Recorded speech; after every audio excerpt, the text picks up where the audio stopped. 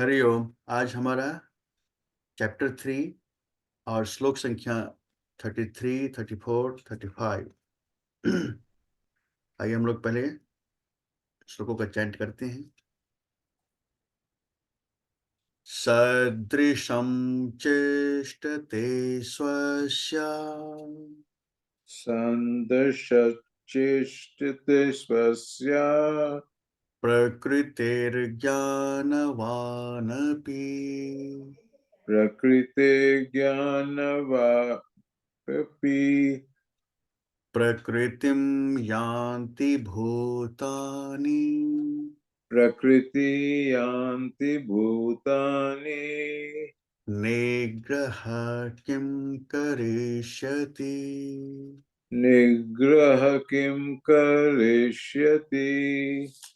इन्द्रियस्येन्द्रियस्यार्थे इन्द्रियस्येन्द्रियस्यार्थे रागद्वेषौ व्यवस्थितौ रागद्वेषौ व्यवस्थितौ तयोर्नवशमागच्छेतो तयोर्नवशमागच्छेत्यो यस्य परिपन्थिनो यस्य परिपन्थिनौ श्रेयान् स्वधर्मो विगुणः श्रेयान् स्वधर्मविगुणः परधर्मात् स्वनुष्ठितात् परधर्मत्वस्वनुष्ठितात् स्वधर्मे निधनं श्रेयः स्वधर्मे निधनं श्रेयः परधर्मो भयावह। परधर्मो भयावह।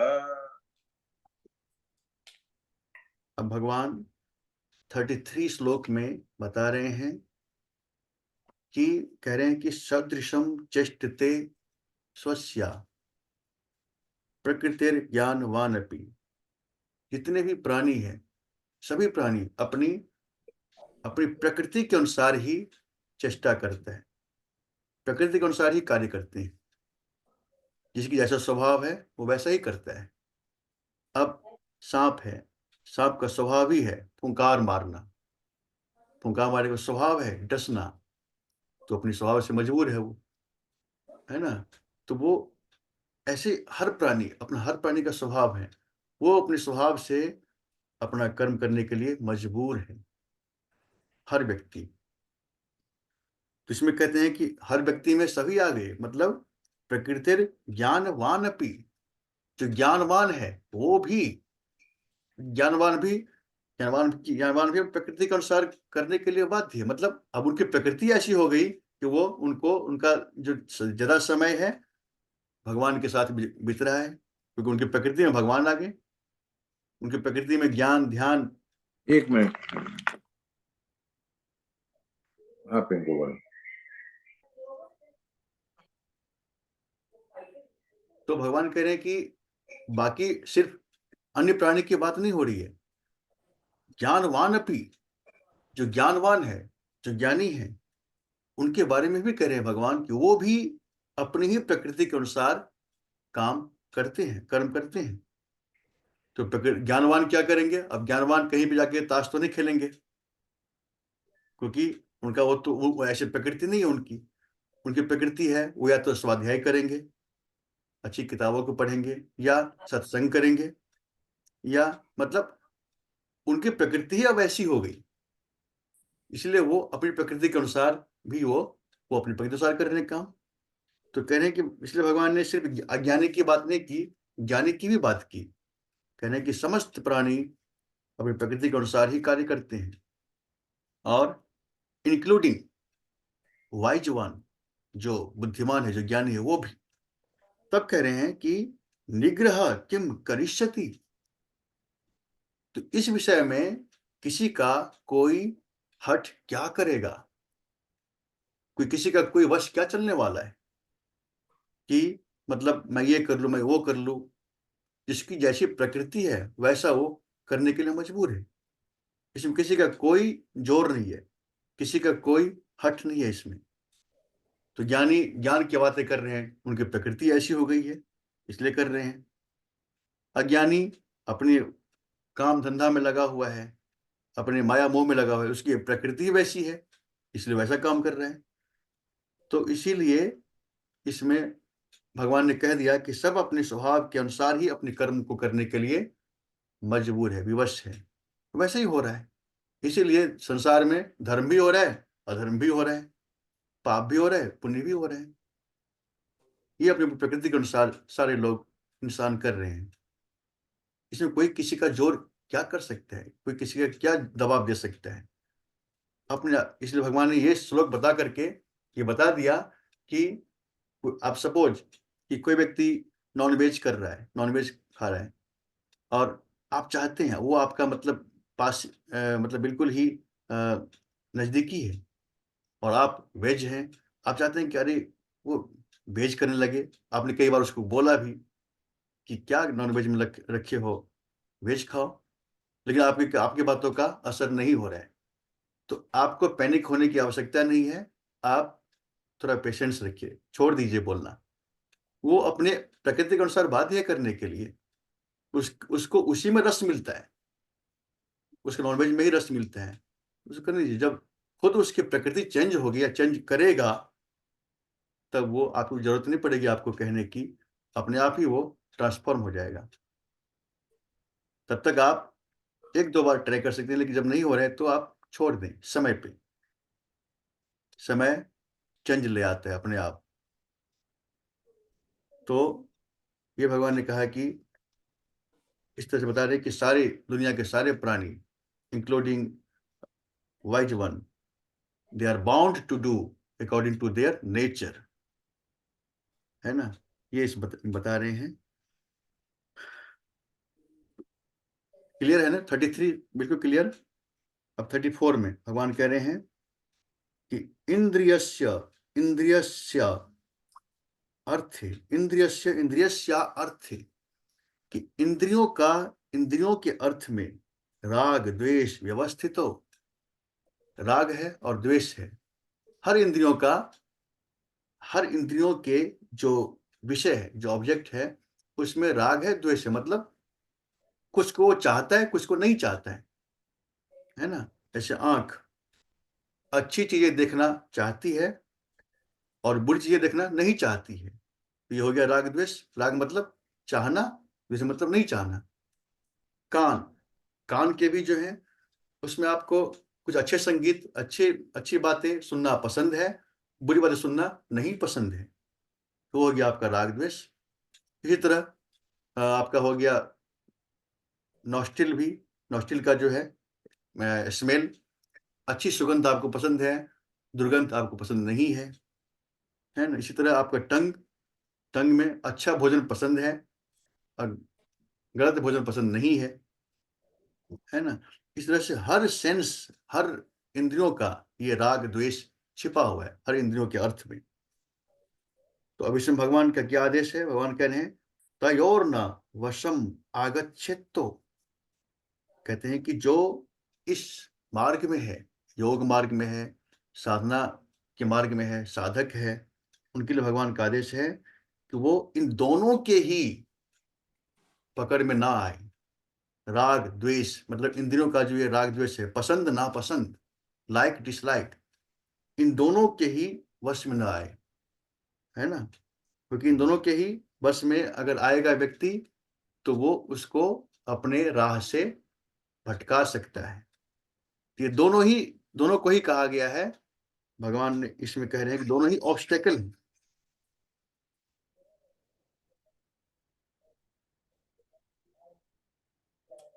दोनों को ही भगवान ने इस मार्ग में बाधा कहा है। जैसे विघ्न हम लोग अभी पढ़ रहे हैं ना, महर्षि पतंजलि में जो ऑब्स्टेकल पढ़ रहे हैं, 9 ऑब्स्टेकल्स हम लोगों ने पढ़ा था। तो ये भगवान ने यहाँ पे बता दिया ये विघ्न है किसमें? उसी पथ में जो हमारा कल्याण का मार्ग है। कल्याण के मार्ग में ये दोनों बहुत बड़े विघ्न हैं। इंद्रियों के राग द्वेष में पड़ना, पसंद नापसंद के बीच में पड़ना। अगर आप कोई व्यक्ति इस बीच में पड़ा हुआ है, मतलब किसी का मूड इस पे डिपेंड कर रहा है कि हम अच्छी चीजों को देखेंगे तो हमारा मूड ठीक है, कुछ डिसलाइक चला गया तो हमारा मूड बिगड़ गया, इसके वश में है, तो उनकी सबसे बड़ी बाधा है, ये सबसे बड़ी विघ्न है उनके। तो इनको वो भगवान ने कहा है कि इसको वो जीते, अपने अपने मन को इन दोनों से ही बियॉन्ड ले जाए। क्योंकि मन से आप कंट्रोल कर सकते हैं, मन से इंद्रियों का राग द्वेष कंट्रोल हो सकते हैं, क्योंकि मन ही जो है इंद्रियों का स्वामी है। माइंड जो है वो इंद्रियों का स्वामी है। इंद्रियां मन के अनुसार ही काम करती है। अगर हम मन के पावर से इसको हम कोशिश करें जीतने की, तो हम इंद्रियों जीत सकते हैं, क्योंकि mind is stronger than senses. और फिर माइंड भी जो काम कर रहा है बुद्धि से, बुद्धि स्ट्रॉन्गर देन माइंड। और बुद्धि से भी जो स्ट्रॉन्गर है वो है हमारा आत्मा, हम खुद स्वयं।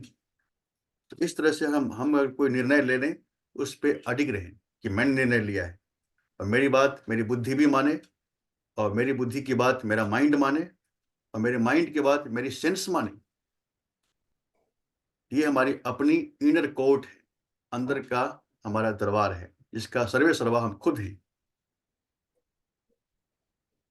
तो व्यक्ति दोष देने के लिए दे देता है, ऐसा था इसलिए ऐसा हो गया, बट ये कोई एक्सक्यूज नहीं है।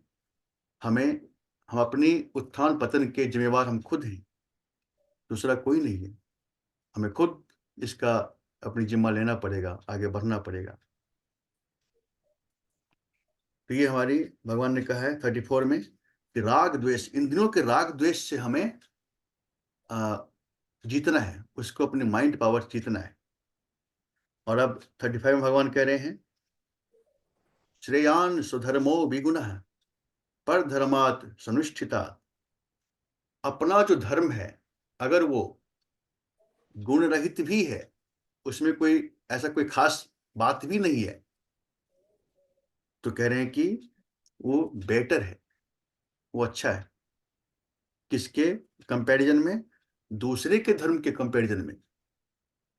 दूसरे का धर्म भले ही क्वालिटेटिव है, बहुत उसमें मतलब जो है विशेषता है, बहुत खासियत है, बहुत अच्छा है, अच्छी तरह से मतलब वो किया हुआ है, लेकिन कहने की दूसरे का है, वो दूसरे का कार्य है, दूसरे का अपना प्रोजेक्ट है, दूसरे का है, तो वो हमारे किसी काम का नहीं है, हमारे उतने काम का नहीं है।